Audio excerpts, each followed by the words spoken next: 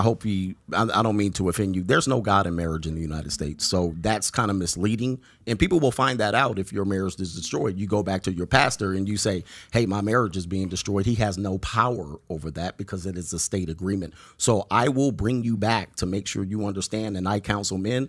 There's no God in marriage. That's been gone. Listen, it was an old idea. It's absolutely gone unless you live in an American South. Most people on the West Coast, many people in the East Midwest, there's no God in marriage. So we break that down. What do you mean there's no God in marriage? There's no God in marriage. So people get married. One of the things that they will do is they will seek counsel of the church. And then as such, the guys will give them guidance and it will be biblical principle. However, they will say we can't do anything until you sign this state-sponsored agreement with family law context. All right. They're not going to have a Bible in there. They're not going to have a Bible in that divorce court. The judge is not going to ask you, do you like God? And what about God in your marriage? There will be no context to that. And such, what is the overriding principle here? Does he your have a marriage point there, is state funded, not God funded. He just made a random point that I didn't make it random. I told you that this will offend you. And it's now offended you. What did I say? No, it didn't offend me. You're just wrong. Let me.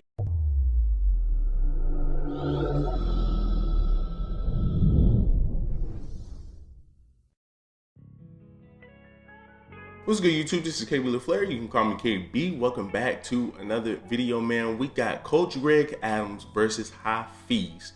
There is no God in marriage. But before we get into that, man, do me a huge favor. Leave me a like, leave me a comment, and leave me a subscribe. You know, this been going on for about the past couple of days, man. Hafeez been taking a bunch of L's with Coach Greg Adams, just pearly things, and we're actually going to do a few clippage and a few parts of Hafeez and just pearly things tomorrow. So just be on the lookout for that. But you know, I don't know too much about Coach Greg Adams. You know, some people have mixed feelings about him. As far as Hafeez, I've heard about Hafeez, and I've always thought Hafeez was part of the red pill community. I always thought he was. You know, I don't really watch him as much, but I always thought he was, especially when I saw when I first got hip to him when he was on Fresh and Fit. He was talking to these two bonehead chicks that were on OnlyFans, and I believe Kevin Samuels jumped in on the call. You know, and you know, he was spitting facts on that. So, you know, fast forward to this, I'm looking at some of these videos, man, that Hafeez is a part of. It's like, bro, what are you doing? So, so then when I'm watching just pearly things, the interview that he had with her, you know, he was just like, he even said that he wasn't part of the red pill community. So did a little bit of digging, you know. So from my understanding, he started out blue pill, then jumped over here to red pill. Now, you know, I don't know what he's doing. You know, now it seems like he's trying to be a pastor from what it looked like. So the dude out here trying to collect Infinity Stones. He's trying to conquer everything. I mean, now all you need, it seems like he's going to try to conquer black pill. I think they got purple pill now. I mean, goodness. Like, so, yeah, man, he's all over the place, man. And, you know, just to give y'all a little context, and I'm pretty sure some of y'all have already seen it, Coach Greg Adams is trying to explain to this dude that there is no God in marriage. Now, my opinion, God puts you in a position to have a successful marriage. God puts you in a position, gives you a blueprint to have a successful marriage. God puts you in a position, God gives you a blueprint to have a successful marriage. It's only up to you, that's the man and woman, it's up to you to make sure that relationship lasts. Right, but you know, if your shorty sitting up here talking about, well, you know what, I'm bored of this relationship, God ain't nowhere to be found, right? If she wants to divorce that ass, where's God at, right? So, you know, I say God comes number one. The Most High comes number one. The Most High is number one. If you're a religious person, we all know this. The Most High is number one. But like I said, man, he's not saying that God doesn't exist, you know, at all. He's just saying that, you know, when it comes down to divorce, when it comes down to, you know, marriage, God has nothing to do with that when it comes down to marriage and divorce, right? In the sense that when you go out here and get divorced, who signs that paper? God ain't signing that paper. It's the judge. It's the judge. It's the judge is going to sit up here and grant that woman half your freaking money. Where's God at? Where is God at if that judge is sitting up here saying, all right, well, I understand that y'all married under God, but hey, y'all can just split. As a matter of fact, let's have a counseling meeting first. Let's talk about why she wants to leave, why she's getting bored, and that. It's not happening. It's not happening. She's gonna sit up here. She's gonna go to court. And she's gonna present as to why she don't want to be with this man no more. And the judge is gonna grant her half of your bread. The judge is gonna sit up here and say, hey, when it comes down to these kids, go ahead. She gets full custody, and make sure you give her alimony too. God is nowhere to be found. So that's all Coach Greg Adams is saying, man. Like and Hafiz is trying. It's like I don't know what Hafiz is trying to do in this. I really don't know what he's trying to do. So let's go ahead and jump into this, man. To me, it's just not a yes or no question. But so Hafiz, what's your issue with this? Go ahead. So it's always an interesting conversation because to me, like one of the things I'm obsessed with, and Dr. Peterson talks about this so well, is that the more your words are in line with the truth, the more powerful those words are. And I don't know where you are if you do a lot of people not get married under God, right? But who are they getting divorced under? The state. They get married under God, but get divorced under state. We sit up here and say, well, through thick and thin, through sickness or poorness or whatever, we're going to still be married. But then once again, women will get bored and want to get divorced. And it's like, bro, well, what about your word? I thought you said, man, through bad or good, through thick and thin or something like that. I forgot how all that stuff works in marriage. I don't know the marriage vows. But through all of that, you tend to do that up under God.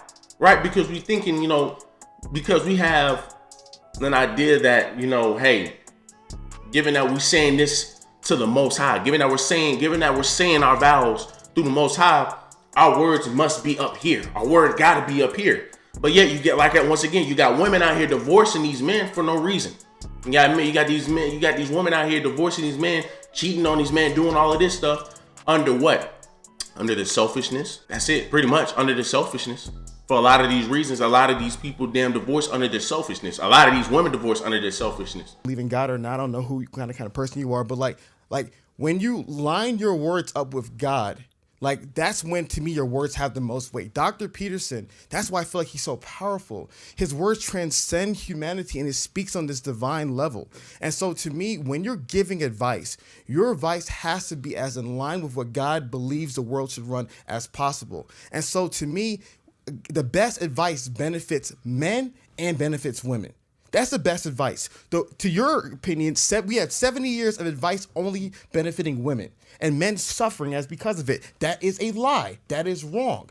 And the opposite extreme is wrong as well. A world where it all benefits men and the women don't benefit, it's wrong. That's why it's about the balance. And so to me, I'm very curious I love her questions because it was like, it's not a gotcha question. It was a genuine, serious question. Shout out my guy, AMS. I love AMS. He did a video about, advice I would give to my daughter where he actually answers the questions directly.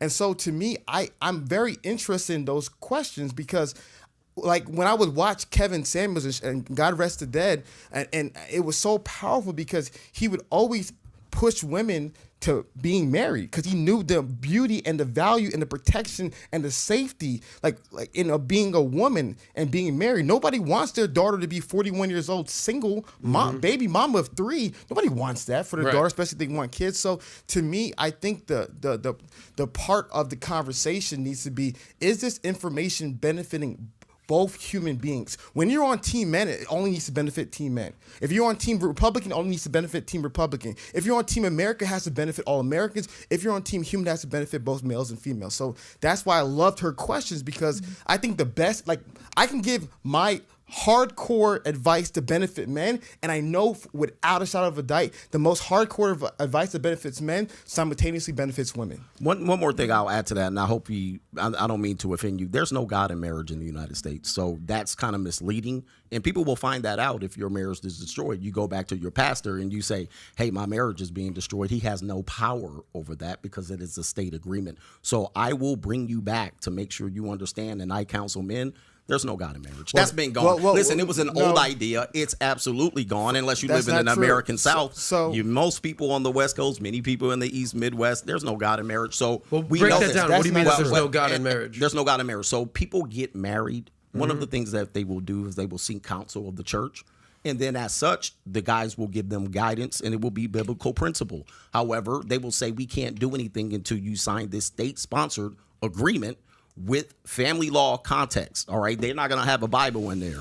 They're not going to have a Bible in that divorce court. The judge is not going to ask you, do you like God?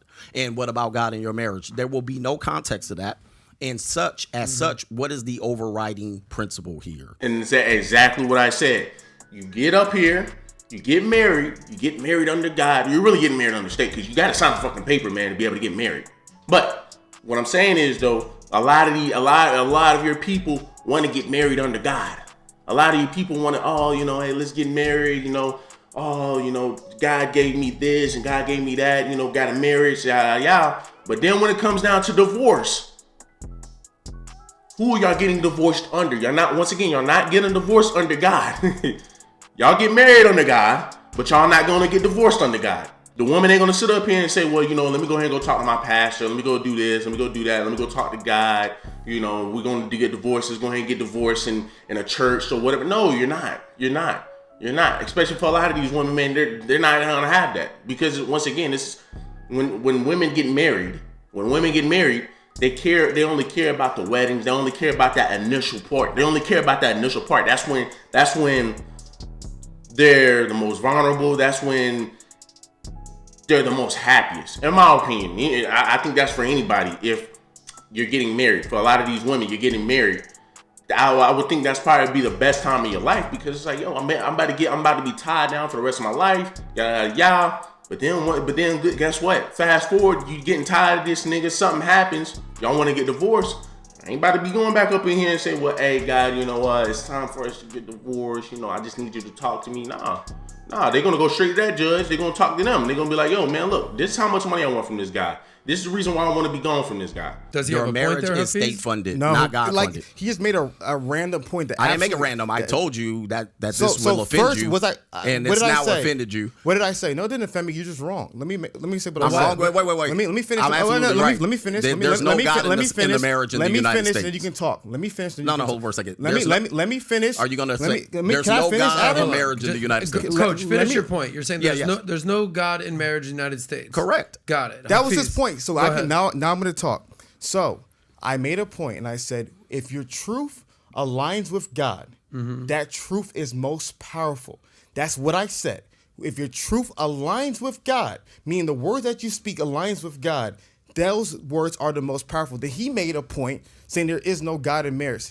My question is though, man, like I said, what is it saying through the marriage vows? Through thick and thin, through poor or something? That's your words, my guy. That's your words. That's what you're saying. That's what you are saying. If your words align with God, you will continue to still be married and there ain't gonna be no such thing as divorce because your words align with God, according to his logic. If my words align with God, because a lot of people get married under God, if my words align with God, then I won't be sitting over here divorcing. A lot of these divorces that these women be having, that 70% divorce rate, that 70%.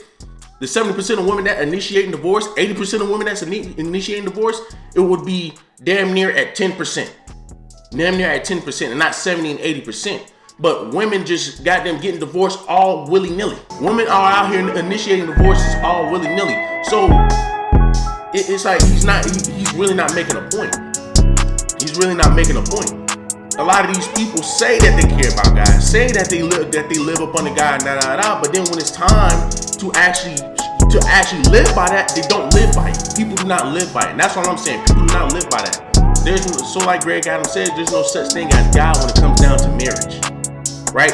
God puts you in a position to find a good man, to find a good woman, and to give you a blueprint to make sure that marriage and relationship work. But outside of that, that's when he said, all right, it's on y'all now. It's on y'all.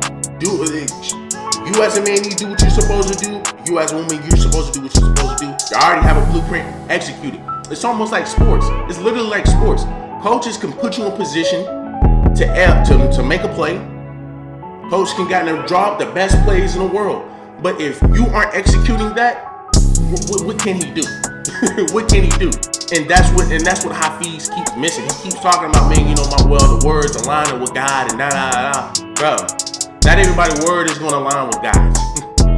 Not everybody's word is going to align with God. And like he said, Hafiz sitting over here trying to say he's making a random point. It's a very valid point. It's a very valid freaking point. Because if somebody, let's just say I sit up here and say, you know what? Hafiz is right. I think Hafiz is freaking right. Shit. We go ahead and go marry my girlfriend or whatever. We go get married. You know, under God, man, you know, thick and thin, you know, good or bad, you know, if I'm super sick or whatever, you're gonna be there. Like y'all know how the vows go. We say those vows. Then fast forward like a year or two later, Shorty says, you know what, man, I can't, like, I just can't deal with you. You know, I just feel like, I want to mess with somebody like Rico Strong. That's who I want. I want somebody like Rico Strong. Oh, whoa, what the hell going on here? You're supposed to be mine forever. Yeah, I kind of changed my mind. I kind of changed my mind. I don't want to be in this relationship anymore. I don't want to be in this marriage anymore. Well, I mean, then, bro, I mean, we do. Your word aligns with God. That's when your word was your strongest. It aligns with God. So, you can't keep that? No, I'm just tired of this relationship. Fast forward, they get divorced. She gets kids. She gets half the money. She gets alimony. Now I'm sitting over here saying, now a nigga like myself would be sitting over here like, damn, like, God, what in the world? God, why did this happen? God, why did she want somebody like Rico Strong? Her word was supposed to be strong with you. Her word was supposed to mean a whole lot because we married under you. I'm trying to tell you, man, like he's not making any sense, man. He's not making any sense, bro. So first, that's a semantic thing because God is everywhere. Whether God chooses to supervene in things or not, I will never be the person that says God is not here. I will never be the person that says God is not present here. Could we argue that is God blessing every American Western marriage? Of course not. Of course, God is not blessing every American, but God is definitely in my parents' marriage. So when you say there is absolute statements, there is no God in marriage. False. Correct. There is no God in some marriages. There is no God in most marriages in regards to by being there no God, meaning that God's not blessing it, right? Mm-hmm. So if you're saying that God is not blessing what's happening in most marriages, that is a true statement. But to say there is no God in marriages, period, that is a false statement because God is in my marriage and God is also in my parents' marriage. And I will continue to say, when it comes to even understanding the ideas of God, God gives human beings free will. It's a very simple concept. You can freely sin or you can freely obey. And God, like a good father, if you want to touch the stove, you can touch the stove. And so to me, I just think when people make statements like this, how do you expect people to feel? There is no God. I don't expect anybody to feel. I want them to know. I want them to understand. We want them to know we can't feel anything. I'm talking, and then you get the opportunity to talk. So to me, it's how do you expect people to react? And so my biggest thing is that what I'm only communicating in regards to the marriages is that if you are a man, do your due diligence.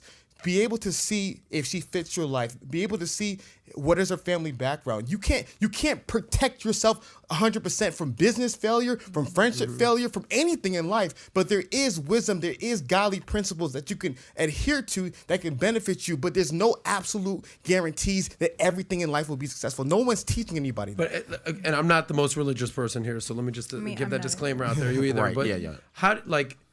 I feel like God is all faith. It's all. I believe in this, and no matter what you tell me, you're not going to convince me otherwise, because this is what I believe. I'm sure that there's tons of marriages out there that they believe, they go to church every Sunday, and then next thing you know, they get divorced, and God was in their marriage. So I'm just trying to establish what a godless marriage is, or God-filled marriage is, like how that genuinely curiosity, like how that works, because he's saying no. I think what Coach is basically saying is like, look, I don't care if you go to church every Sunday or not. At the end of the day, your marriage is between you, your significant other, and the state. Right here on earth. Forget about it. Not in the clouds. And that's essentially what he's saying. Did you ask him a question, or no? I'm just bringing this out to the panel. What we tell people is that hope is not a strategy. All right, hope is not a strategy in anything. I hope my business goes well. I hope I don't get injured today. I hope I succeed today. We tell people real life principles, all right? We don't live in the clouds. We live here on earth, whether you believe this is heaven or hell. So I want you guys to understand you're dealing with earth here. Are you, this is a reality. are This you is a reality. believer? Absolutely not. You're not a believer of God. No. Okay, but you obviously, ever? Hafiz, you are. Yeah, and Were so you ever a believer? So how or can no? you say that? Here's the deal. What something tends to happen is people are introduced to things based on someone else's biases. Okay, and those biases are introduced to children and so forth and so on. So yes, at some point, that was the only story I knew until I investigated on my own, decided as a man what principles to stand on, and then realized I don't live by hope.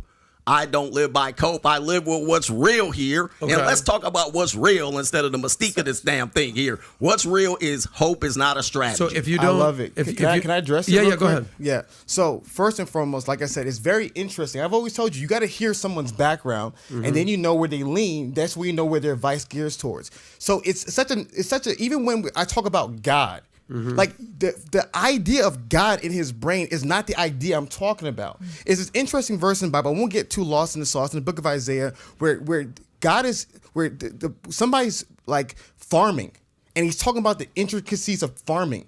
And he says, even that wisdom comes from God. God is not the God of get married happily ever after. That's foolishness. God gives you wisdom. What is the wisdom? Actually do premarital counseling. What is the wisdom? Actually be able to decide, okay, if things don't work out, what are we going to do? Where are the kids going to go? What's the money going to go? Things going to work out. Who's going to be the primary breadwinner? Who's not? God gives you the wisdom to be intelligent, to be able to navigate. Hope is not a strategy. 100% right. Hope is not a strategy. But God's message is not just simply blind hope. It's wisdom. Literally, Jesus said, be as wise as a serpent, but as innocent as a dove. You have to understand how to, what does a serpent do? He's able to navigate on this earth. So 100% right. No one's teaching hope as a strategy. That's a straw man argument. True godly wisdom is relevant. True godly wisdom is what made Adam a millionaire. True godly wisdom. What he's hitting on right now, it seems like it's very different than what he was hitting on earlier. But what he's hitting on right now is pretty much what I said before. Like, hey, Most High can set you up, give you the blueprint. But outside of that, bro, it's up to you to execute on it. That's where I believe the Most High comes in. He gives you the blueprint to execute it, and now it's up to you. I'm gonna sit back. Hey, it's up to y'all. It's whatever y'all want to do with it, right? Now, y'all start divorcing and stuff. Yeah, now, even in the Bible, the Most High does not like divorcing. Even in the Bible, the Most High does not like divorcing. However, a lot of people in today's society do not really care about God when it comes down to divorcing. They only care about themselves, is what I'm trying to say. People don't care about no God when it comes down to divorcing. They trying to get what they want. But Greg Adam makes a great point. But like I said, when it comes down to Hafiz, when the Most High is most relevant is when is before you get married, before that relationship. For example, I've always wanted a chick, man, that was, she has to be above 5'8". She has to weigh more than 170 pounds. I don't care what nobody says. She got to weigh more than 170 pounds. She got to be athletic, fit, or whatever. I feel like I got all of that. I have all of that, right? This is what I wanted for the longest, and I got that, right? So, because I believe in the Most High. So I believe, the Most High put me in a position, or put me in the girl that I have right now in the same position, because come to find out, this girl staying in the same city as me and everything. So it's like everything worked. As planned, right? So I feel like the Most High intervened and got me what I truly wanted. Now, also, the Most High gave me a blueprint. I look at, I'm around a bunch of men. I'm looking at Red Pill content. I'm a visual learner. So you see these people. You see somebody like Kevin Samuels, Greg Adams, O'Shea Duke Jackson, all these people that kind of teaches you how to be a man and learn about women and shit. They kind of give me a blueprint. The people that I grew up around gave me a blueprint, and I feel like the Most High put me in that position. So he gave me a blueprint. The Most High gave me a blueprint. Just put it out there. With the Most High gave me a blueprint. Now it's up to me on whether I want to keep this relationship going or not. It's not up to the Most High. It's up to me if I want to keep this relationship going or not. It's up to the woman if she want to keep this relationship going or not. She got a great man. If we do divorce, the Most High is not going to be around there. We're divorcing for a reason. She's probably going to get half of my shit. Where's God then? So like I said, the Most High plays a part in a relationship, in marriage, when putting you in a position to get married and be in a relationship. They give you the resources you need to have a successful relationship. Now, outside of that, what you do with that blueprint, what you do with that falls on you.